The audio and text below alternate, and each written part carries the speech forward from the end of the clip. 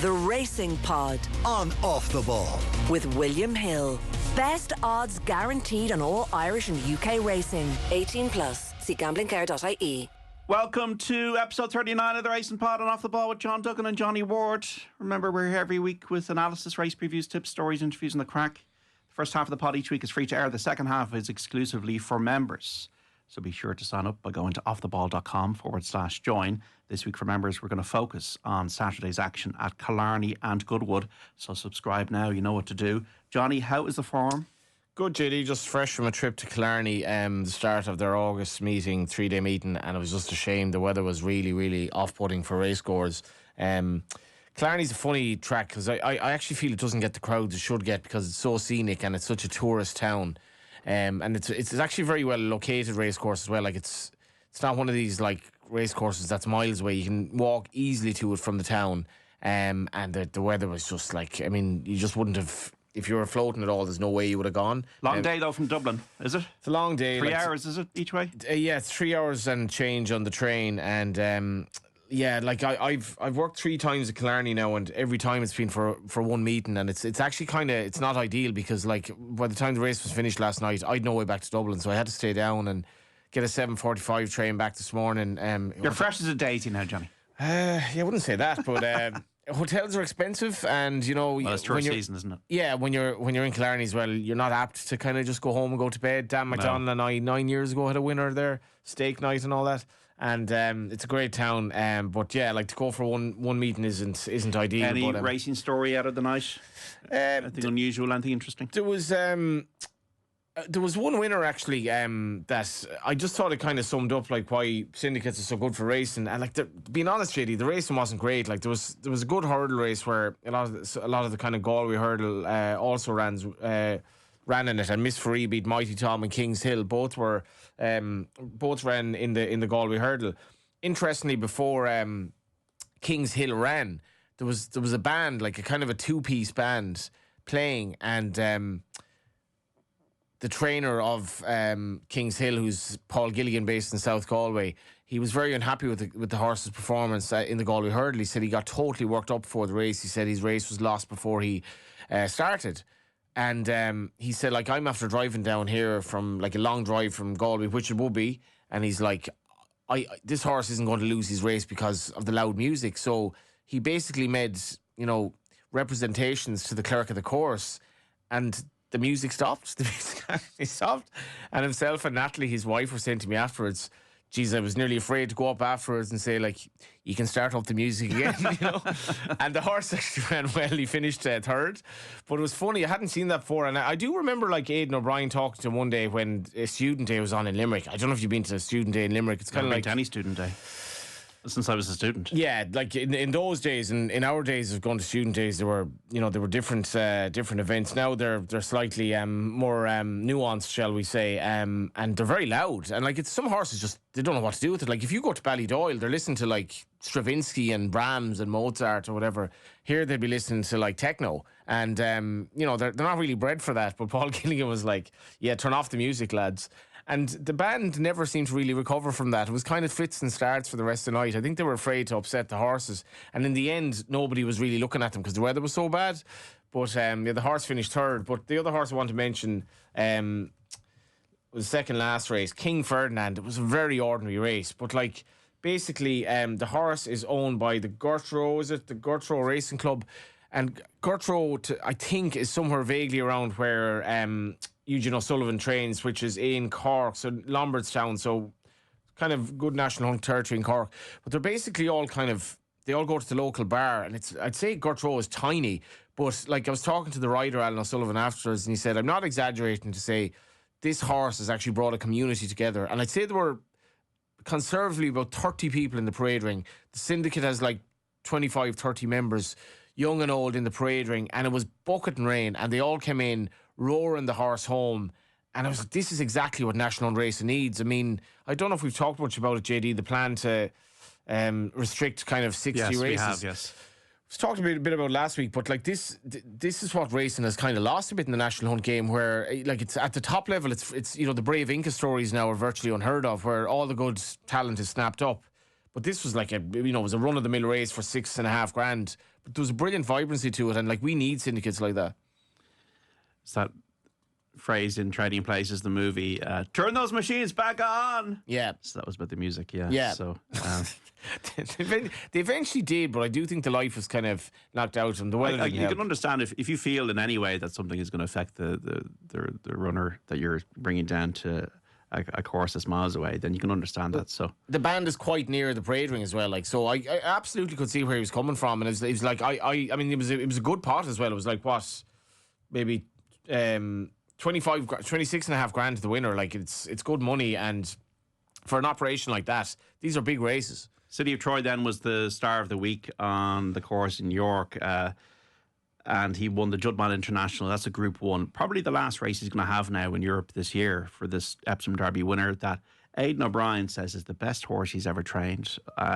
Look, I mean, Aidan O'Brien will know more than anybody else about the subject. I find that Galileo has to be up there given that what he did at Stud. But there was analysis in the Racing Post, Johnny, that suggested that he got the run of the race, but I didn't think it was an easy race for him to win and to be leading from start to finish. You're a sitting duck. Ryan Moore has to judge the fractions, maybe because he's so amazing that he was able to do that. But I felt it was a very, very impressive win. They broke the track record. I know it's a little bit different from when See the Stars won it, but even the way Ruby Walsh spoke about the horse in the post-race analysis, that he was a believer in the horse and believing that he is the real deal. It's funny because in the Derby they didn't go that pace, and then he picked up.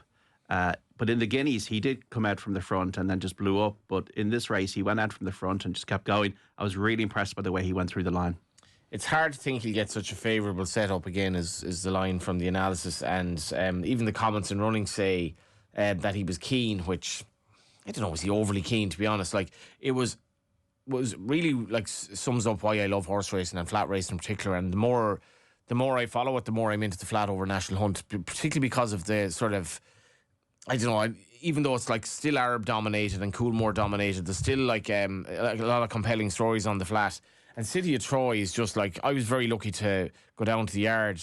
Unfortunately, I actually saw him after the Guineas, and I see some brave soul on Twitter brought up the fact that I suggested he hadn't trained on after the Guineas 3 races later. We didn't bring it up to me at the time, but anyway, fair play to him. And I just thought the run of the Guineas was so bad. It was like, this is shades of like these Warfront horses that didn't train on, and he was by Justify. We don't really have that much evidence of Justify horses over here.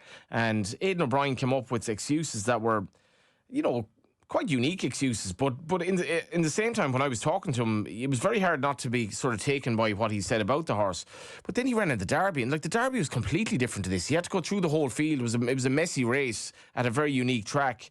This race did work out pretty well for him, it has to be said. Like, I felt tactically, like Hans Andersen going up, like he basically kind of took a pull on him, so then he was sort of blocking the inner route to other horses. And I was thinking, like, I was humming and hawing, would I back him or not? And didn't back him. And after a furlong, I was gutted I hadn't backed him, because it was like, this horse cannot be beaten in this situation, in the sense that he'll be able to stack up in front. He's well able to relax. He obviously stays well. But at the same time, JD, it's a long straight in York. It's a long straight in York. There were some traffic problems in behind. Calandagan came, and like at no time do you think he was going to pick him up. And it was like, between City of Troy and everything else, it was 4.5 lengths. So if you take out Calandagan, and like City of Troy is a strange horse in the sense that I'm not sure how much he actually does when he's in front. Like I felt there was more there than he showed.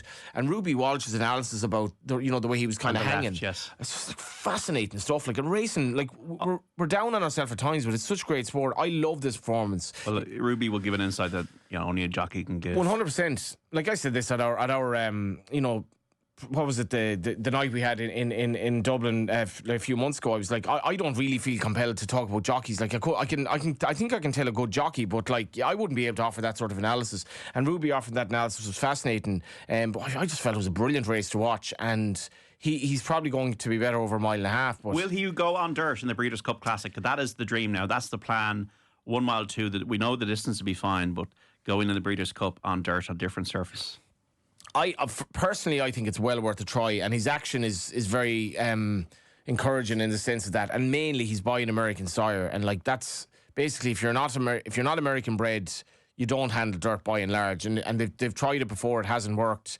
They would open up a new layer to him. I mean, I'd love to see him in the Champion Stakes. Obviously that doesn't sound like it's going to happen now, and that race mightn't be the race that it could have been. I would love to see him at Leopardstown. I think there would be genuine hype around him, and it's the name as well, JD, City of Troy, what it evokes, that the fact that he runs in them colours, trained by Aidan O'Brien, who, like, you know, really put his neck on the line about this horse. He really did. And to say that he's the best horse he's trained, in fairness, as a 2-year-old, the ratings, what he was running to as a 2-year-old, and to back that up then, and to beat the older horses, I felt this was his proper ability on good firm ground. He's definitely better on the way the way his action is. He's definitely better on this ground. But he beat like a proper field.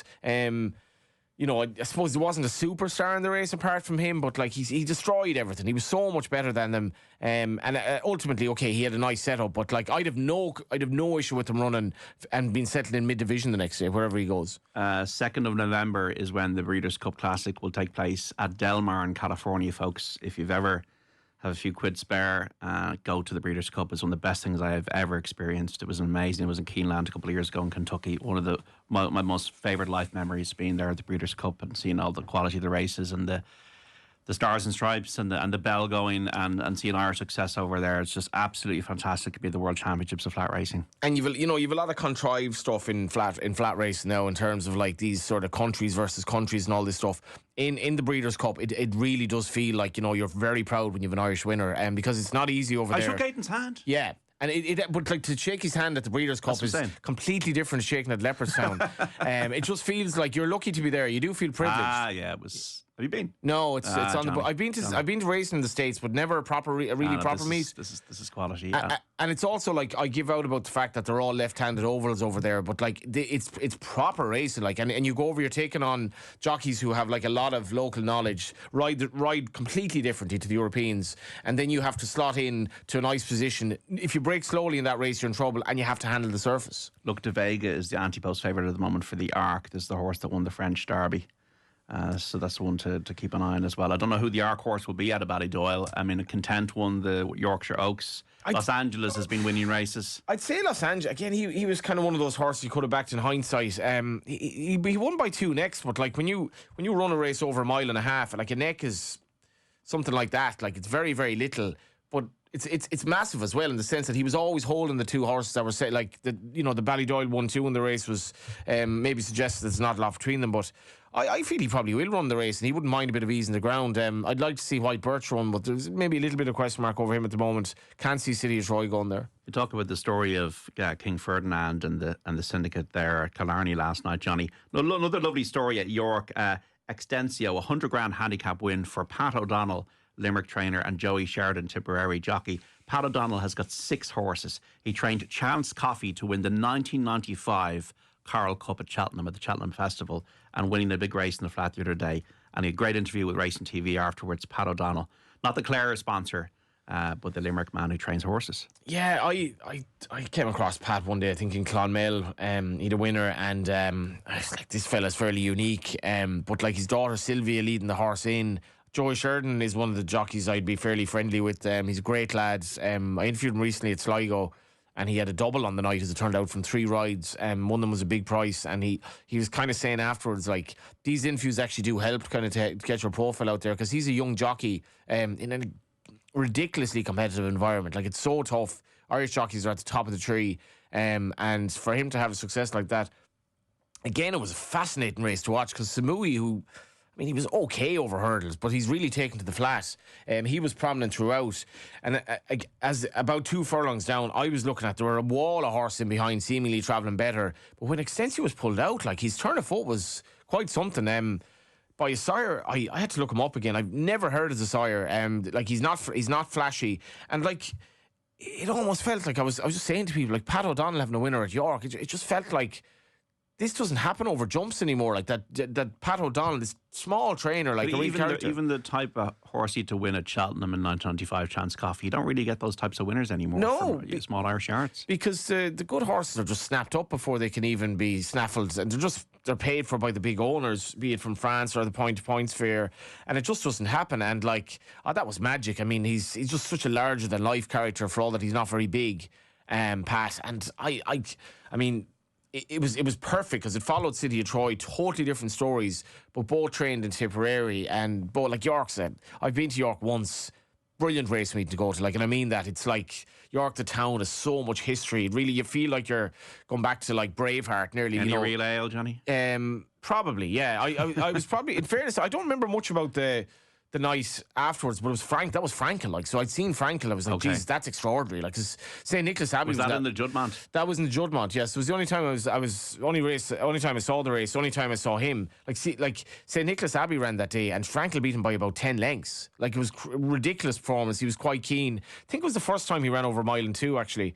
So yeah, but again, York, I mean, it's no Breeders' Cup, but it's a great place to go. How much better in terms of pounds or lengths is Brian Moore than everybody else at the moment? Because it's pretty clear at the sport at the moment that he is miles above everybody else. Yeah, or would you agree or not agree? He is the best. Like, I suppose, I don't know if I want to say he's miles above everyone else. Like, I feel if Colin Keane had the opportunities, like, he'd be. Yes. I mean, Colin just doesn't get it wrong, and his fractions are brilliant. Oisin Murphy's very good. Oisin Murphy as well. Like, Oisin Murphy's is ridiculously talented, but Ryan is just, I don't know. I think he's just in a happy place in life. You know, he's probably appreciating it more, particularly with the near-death experience of his brother and how that would have, like, brought his, like, I'd say every day is a blessing when you come through something like that as a family. He's young kids. He's riding for an operation that's, I would have had kind of misgivings about it, you know, Ballydoyle in a post-Galileo age, but like they're getting by okay. He's riding very good horses. He seems to come over to Ireland very willingly for nearly every meet going, and I just think he's in a happy place. And even you see his interview after, after the Eclipse, he said, I thought he'd win 10 lengths. And I thought, like, that was an extraordinary thing to say, like, about a horse that scrambled it at whatever, 1 to 4. But he's brilliant to, like, people who say who utter a few words are often worth listening to more so. And he's brilliant to listen to, I think. We're going to look ahead to the races of the Curragh and also Killarney and also Goodwood in the member section of the Racing Pod this week. But we're going to profile the Ebor for the free to air section. This is Saturday, 3:35 at York. Good to firm. 20 runners, 1 mile, 6 furlongs. Need to get a good position for the Ebor. Willie Mullins has got a really good record in the race. He'd Absurd win this last year. He has High Pop de Loire. But you also have Queenstown for Aidan O'Brien. A lot of local runners in the UK as well. It's a difficult one to work out, but it's that I suppose is part of the attraction of it, is the puzzle. That's a brilliant race, like, and for all that it's run over this trip, the draw is important. It doesn't seem that long ago. Now, tell me, is it low or high works here? You want to be low, like, or at least low to middle. Like, if you're drawing high, obviously, it just makes it a lot more complex because, you know, York's a pretty fair track, but, like, this could be quite a tactical race. You know, this is the thing about racing for me, is that if every race has an element of unpredictability to it in terms of what happens in the pace up front, it makes it a lot more compelling. And this race, for all that, like, there's obvious pace in it, you know, you've very good riders here riding in a race. If they can get soft leads, they will. It doesn't seem that long ago I was talking about Burnett Road tipping him for the will he stay in this? Will he stay? It'd be a question mark for me. You know, he's a very pacey sort of hurdler. It is a question mark. Sylvester de Souza, what a ride to pick up. Ran well at Ascot.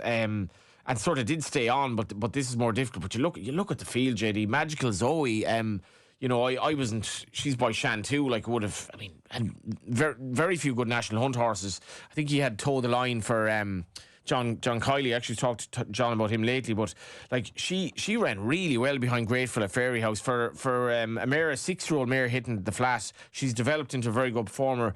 Billy Lee for Henry de Bromhead. Colin Keane for Willie Mullins on that horse, who's only having his second start, was second to Jack Finbar Galway. That was a very good effort. Albeit he's rated 103. And then the real dark one of the race, Queenstown, which was the old name for Cove, probably named after that. But it is joint favourite, Johnny, a favourite. It's been well back though, so it's been like probably about 16-20 to 1 a week ago. But like it's the Kiprios form, so it's like second to Kiprios at Navan and then second to Kiprios at Leopardstown. Now I'd be wary of reading too much into Kiprios beating Yellen, because I think that's kind of what he does. But if you look at the Aidan O'Brien trained horse this week, how, you know, Content, they're improving, they're in really good nick at the moment. This horse is a bit of a blank canvas. Has only had like 2 starts over a mile and 6. And James Doyle rides him. It's going to be really, really fascinating, and he's a cracking pedigree, that horse. I'm really looking forward to it. Can you have there's money for that horse as we record this on Friday? Snippets of form from York for this one. So a bit of money for that in terms of the market move. You can get 22 to 1 on that. What else am I looking at market move wise? I saw a lot of money on Thursday for Relentless Voyager. Oisin Murphy will ride that one top weight. And Hype Up to Loire, Willie Mullins' horse with Colin Keane in the saddle, has also been backed into about 7-1. Do you have a fancy? I'm going to go with Queenstown. I should just mention Yes! a couple other. There we go. It's probably not the most original selection, but just like his profile is perfect for the race. Should mention my mate Mozzie as well, running for Connections we know very well, and it's just going to be a cracking race. This the Irish interest in it is really, really adding to my allure anyway. And 22 could be a problem, JD. The draw, it's not ideal, but if James Doyle can get away with it, he's a horse that can miss the break, so it's going to be fun to watch. He could trade double his price and running early, but he's going to finish with a rattle, I feel. Big Man and Double J is our tip every week for the free tire section, and when I went through this, there's a blue font for all of them apart from the red font, which is for Queenstown. That's why I did the yay. Aidan O'Brien training, only 4, second behind Kipriosity Say Johnny in 2 races over the distance, has claims, could be a bit unexposed. This one, Queenstown. We both agree in the big one in the Ebor, so each way you can get 13-2 with William Hill for the Ebor at 3:35 on Saturday. Good to firm ground at York. This is the Racing Pod on Off the Ball. If you're listening to the free version of the podcast, we're leaving you here. But if you're looking for more, including our look ahead to Saturday's action at the Curragh, at Killarney and at Goodwood, go to offtheball.com/join to subscribe and get the full podcast with all of our racing tips, insights and stories from the week's action.